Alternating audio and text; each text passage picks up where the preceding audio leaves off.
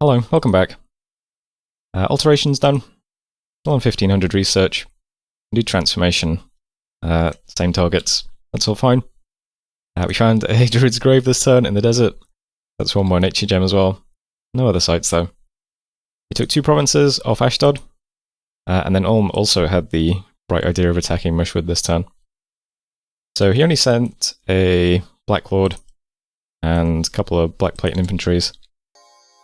We have Smile over here. I thought this was cool. This guy's got like no experience at the moment. He only has 3 kills. He's on 28 defense. And then he's on attack rear, so he just kills commander and then just cleans up. Naturally. But then he gets enough experience then. He has 29 defense, which I don't know, I just thought it was cool. Never really thought about it before, if they actually get the experience during the fight or not. But yeah, I guess they do. Just thought I'd point that out. So we keep hold of Mushwood. This province does have an astral site in it, generating 1 pearl, so that's nice. Lupia we also took. We had the 2 She-Lords with the poison res gear here. They got a lot of kills because there was a guy spamming skeletons, but yeah, one of these guys has a fire brand, so it's not too bad. I'll just turbo through it.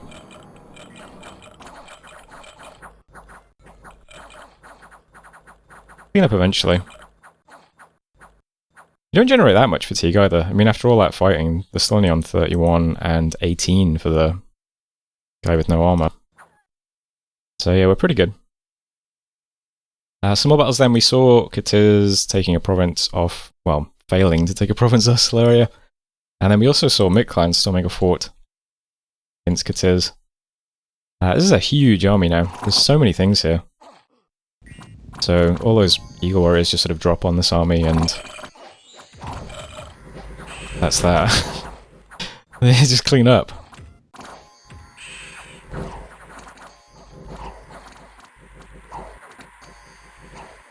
This province now also, in addition to all these sacreds, also has Mictlan's god in it from what we can see. There's a huge colossal head we're seeing towering over the army.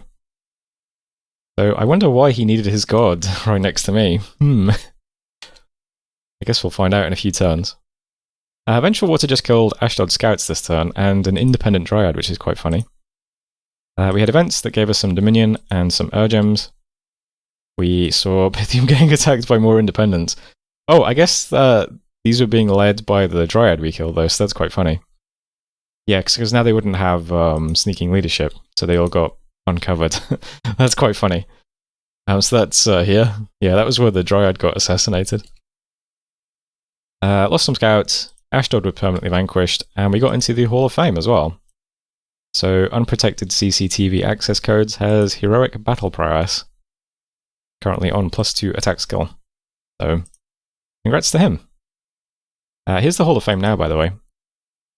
We kind of dominate it still, but there have been some new additions in the Iron Angels. Still nobody with quite as much experience as Overt Photography, though. Our Quickness She-Lord, who is kind of just sitting around at the moment. Long period of retirement. And that's it for messages, yeah. So I might try to keep things a bit brief now till we either get attacked or attack the throne. Because the next few turns should be pretty chill unless we get attacked. We'll see though. I was wondering if Ulm might get second thoughts about attacking Solaria and attack us instead, but then I saw that Solaria is still sitting on his throne, so he might just get pulled in this direction instead of this direction. I guess we'll see though. Yeah, so over here on this section of our territory, there's not much going on. I'm doing a ton of site searching this turn, and I'm moving a lot of our mages into Bog of Beast now because it doesn't feel like we're going to trigger any more of those undead events, unfortunately, so I'm just going to do some site searching over here.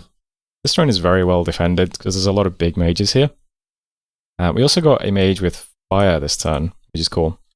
So he's making some dragon helmets at the moment. So besides that, this section of our territory, pretty quiet. We'll leave that alone. I am doing a ton of site searching spells this turn. I might like do a big load in a bunch of provinces and then just stop doing it for a while. Yeah. But speaking of site searching, and speaking of fire mages, we did recruit an F2 mage this time, which is cool. This guy's actually F2 Water 1, which is an acid mage, which is pretty rare sometimes. So he's going to be doing some augury for a while, looking for fire sites. But still, this section of our territory also pretty quiet. Over here, we're just building up stuff to attack this turn. We could do that now, probably. There's lots of stuff over here. We've got the units as well now. I'm just going to make some water boosters and nature boosters. And we do need a couple of actual water mages over here to bless the troops with, not bless, buff the troops with fire resistance. Because I would like to have some fire resistance before we bump into the throne, if possible. So we got our first water mage here this turn, so he's going to walk over as well. But there'll be another 2 turns, but then we'll put it together and we'll take this. And then all these guys can go and live in this throne for a bit, defend it. That's fine. I'm going to do some site searching in this turn though, in this province this turn. So we'll look for nature and astral sites. We have 100 times magnification over here, been teleporting around. I'm going to try and do some enslaved minds in the battle with this guy. He's got 1 penetration item, he's on S5. Because there is that Sphinx in the province. Well, not Sphinx, what is it? Or is it a Sphinx? It's a... yeah, it is. There is that Sphinx in the province. It would be cool if we could enslave him. So, the spell would be really cool if we could, like, make the Sphinx ours. So that would be the plan, at least. And that's also why I'd like some nature boosters as well. It would be cool if we could have a couple of the nature mages also doing charm. The same sort of effect. So, ideally we'll charm the Sphinx as well, which would be nice.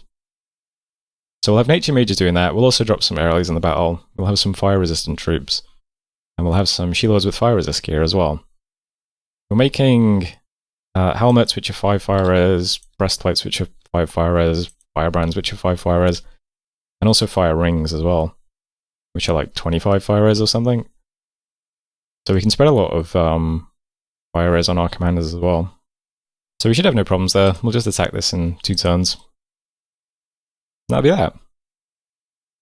I would be shocked if we didn't start getting people attacking us then. Because we're going to have... I mean, we're already like the throne leader by a large margin, actually.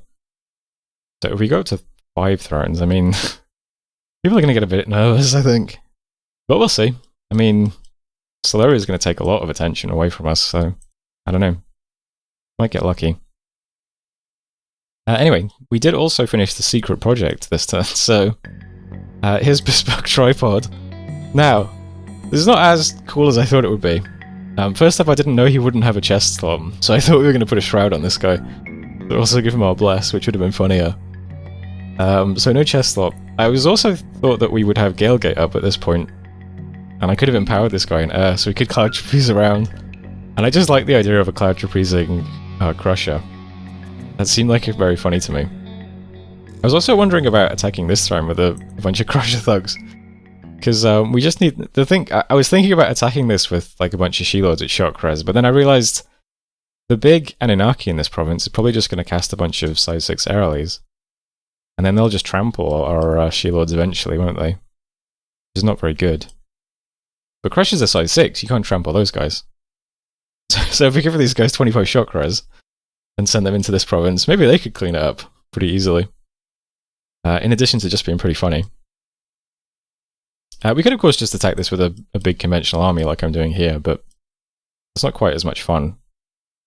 Yeah, but we can also use this guy to raid. It would have been so good if I could cloud trapeze this guy, man. I wish I could empower him in air. I think we need to save up the air gems now. We're going to use some air gems here. And then we're going to use some air gems attacking Mictlan. And we need to save some up for Galegate as well. If we can try and get that off again one day. I don't know.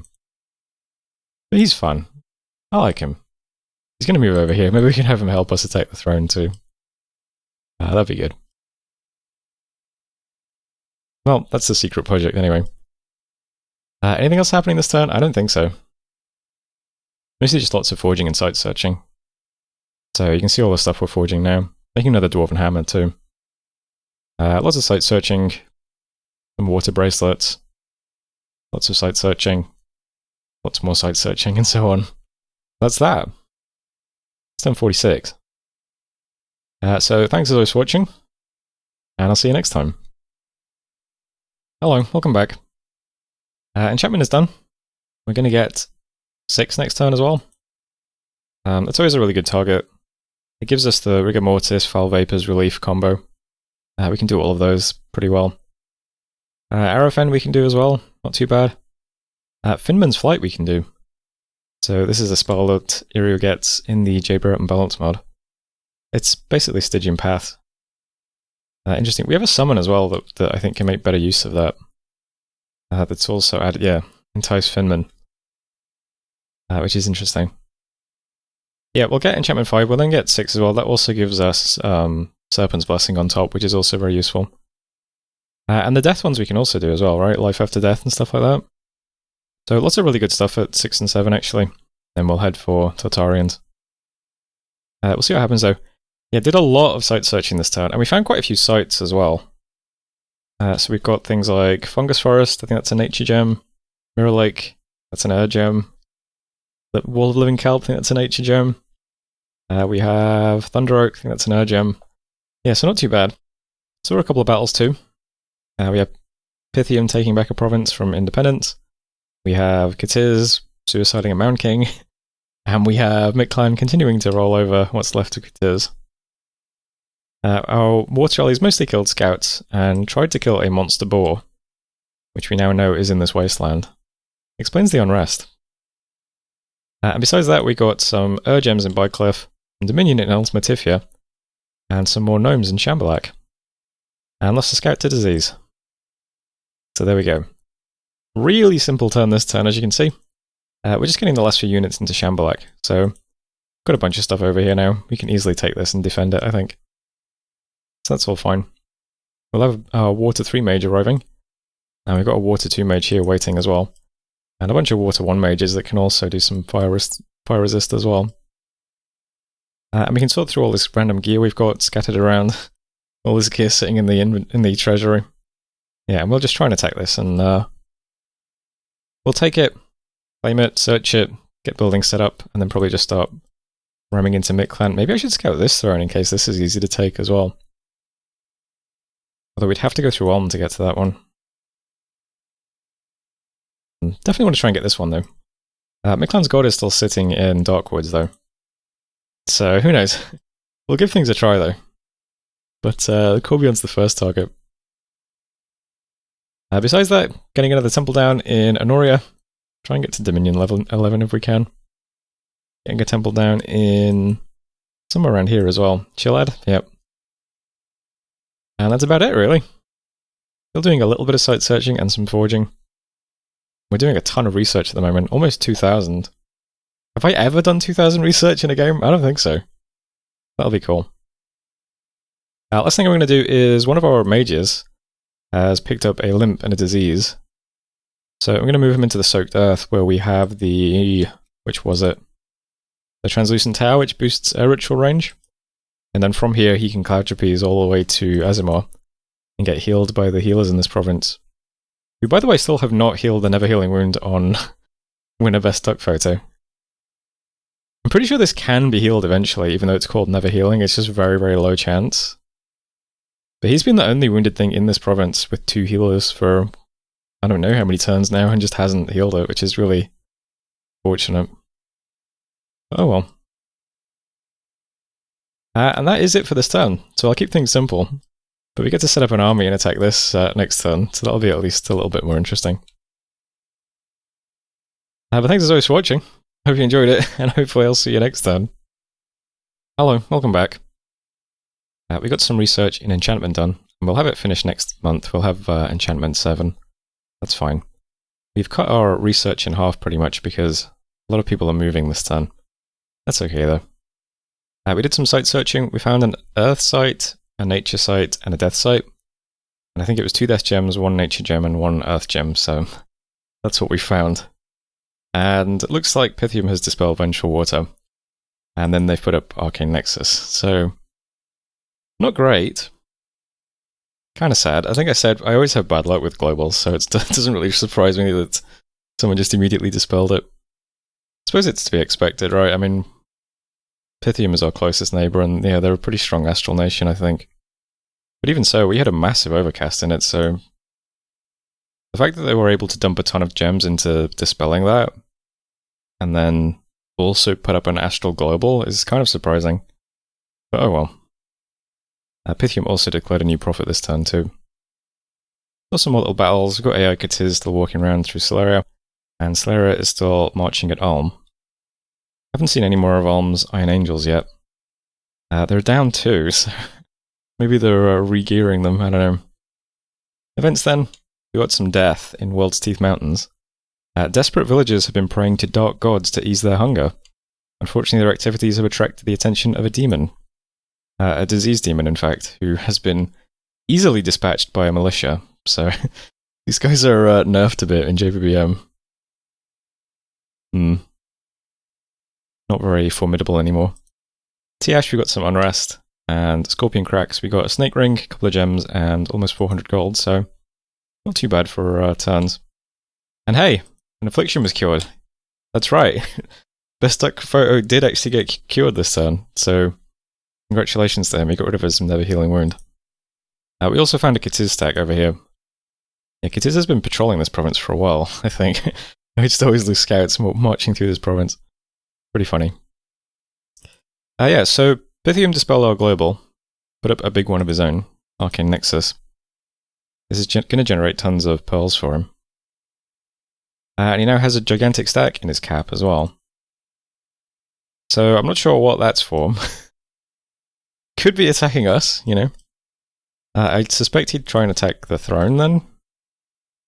Or he could just be putting stuff together to attack this throne, I suppose. Because I don't see any other reason why stuff would end up in Pythium. Because this is not really on the way to anything except if stuff is moving towards us, right? I suppose it could be stuff marching east into Maragnon, but I don't know. I'm just going to start being a bit more cautious now. Because that's the first like really kind of suddenly aggressive thing we've seen in a while. So I'm going to start consolidating stuff onto our thrones to make sure they're properly defended. So all the stuff in Ultimatifia is going to move over towards Bogger Beast and live there now. Because I do get super paranoid that... Because Ulm hasn't spoken to me in a while either. Like, what if Ulm and Pythium and, I don't know, even Celeria decided, hey, let's all gang up on Eriu since they're the throne leader? Could happen, right? So I'm sort of sending my scouts up towards Pythium now and trying to get more of Ulm's scene. So yeah, everything here is going to end up inside Bogger Beast. This one's pretty well defended already. We've even got a nice communion here now too, which is cool. But I'll just start moving like all the death mages and some more stuff from our cap can go there too. Over here we have sort of everything in this general area moving towards Azimor as well. So all the She-Lords in Koromu are going to take 2 turns to move into Azimor. Got a Banshee coming as well. These guys from the Promised Land also going to start marching over. Got another She-Lord and Shiniyama marching over. My god's flying over too. Mostly to put up Dome of Frost. I'm going to put up Dome of Solid Air this turn. So that will protect our province a little bit from hostile enemy rituals. I would also like to put up the Nature Dome as well, but I'm going to use the Nature Boosters attacking the throne over here, so that'll have to wait. But we'll get up Dome of Solid Air, and we'll also put up Dome of Frost and Forest Dome. And that's fine. I do have a guy over here with a disease casting Cloud Trapeze into this province this turn. I probably shouldn't do that actually, should I? I should just Cloud Trap him to there, and then he can move in. Because it's possible that this gets cast after the dome, and then either it doesn't work, or it destroys the dome, neither of which is very good, so that's probably better. So lots of defensive movements over here. This is the throne I'm not moving anything into just yet. But there's a ton of She-Lords here that could move over, and we have quite a few mages here as well, so that's okay. And this time I'm just going to attack this throne. So put together quite a lot of force. Possibly more than we need, I don't know. The throne isn't that well defended, but there is a big Sphinx and some weird stuff. So we have a bunch of stuff. We have some guys in the front. These are mages that have been given boosters and pen items. So it is these guys. They're all up in a block right at the front. They're doing Charm mostly, just to see if we can charm the Sphinx, because that would be cool. Charm, unfortunately, only has a range of 25. So it's not very long range. unless you've got some kind of range boosting items. Enslaved Mind is 100 at least, so we could sit anywhere, but might as well just sit all these guys together. They're all doing Eagle Eyes, or Aim is getting cast on people, so we'll try and bump up their accuracy. Although, is Charm also 100 precision? Oh, it is, okay. Well, that's unnecessary then, but even so, Enslaved Mind and Charm are both 100 precision. I guess I don't need the Eagle Eyes then, do I? Yeah, that'll be fine. I guess on the off chance that the accuracy will actually do something, well, we still have this random mage doing Aim, so that's fine. So that's their guy's job. Next up we have a bunch of blocks of our Sacreds. So they're just holding still to get some fire resistance, and then they're going to walk forwards.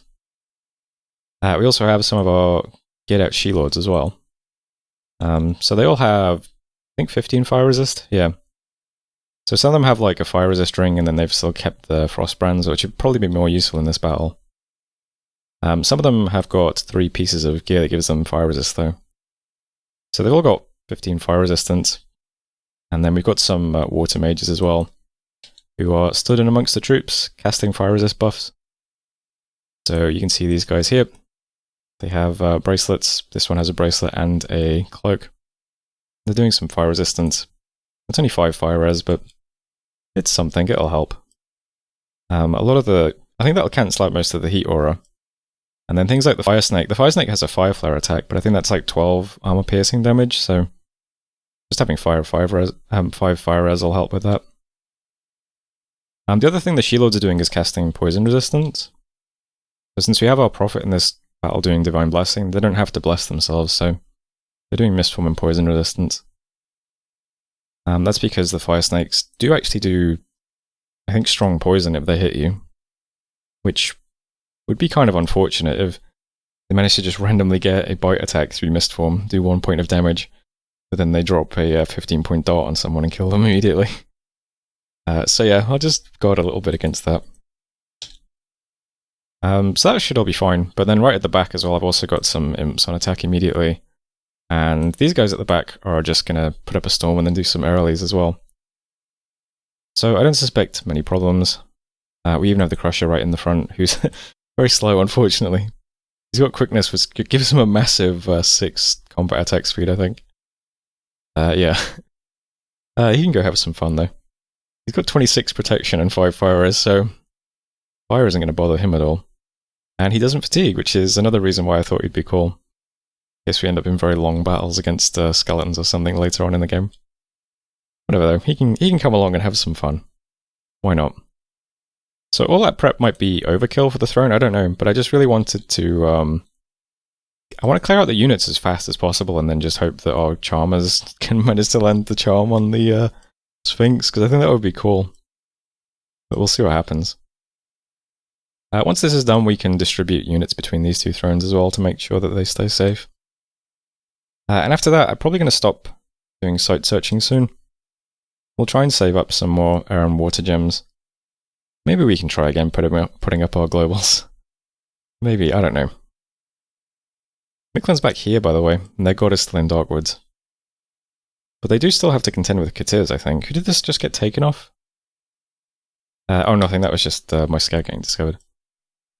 I don't know, I'm suddenly paranoid this time about all my neighbours. Because I can't, the thing is, I can't imagine anyone attacks us on their own, right? So if one player is being strangely aggressive, then it suggests that another player probably will also be. And I can imagine Miklan being potentially roped into something. But we'll see what happens. This could be nothing, I suppose. Yeah, we'll see. Alright, that's the turn then. Don't think there's anything else. Here's all the forging and some of the site searching we're still doing. Oh, I'm still doing a cloud trapeze. Oh, I'm glad I spotted that. Oh yeah, I was moving this guy over the cloud trapeze as well. Yeah, let's not cloud trapeze people into the dome. Anyone else doing that? Let me just double check. There's no cloud trapezes there? No. Alright, that should be okay then now. Cloud trapeze? Wait, I said I was going to change you, didn't I? Oh right, I'm cloud trapezing you to Great Dunes now instead. Okay, that's fine. Alright, well, that's the turn anyway. That's turn 48. Thanks for watching. I'll see you next time.